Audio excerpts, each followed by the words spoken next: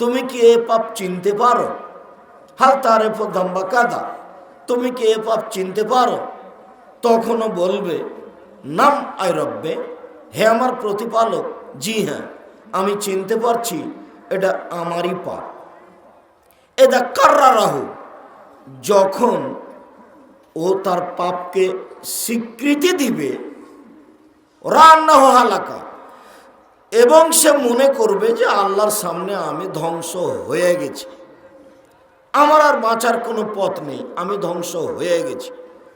তখন আল্লাহ তাআলা বলবেন, শোনো, সাতারতহা ফিদ দুনিয়া, পাপগুলিকে আমি দুনিয়াতে ঢেকে রেখেছিলাম, গাফারতু লাকাল ইয়াউমা, আজ তোমাকে ক্ষমা করে দিলাম।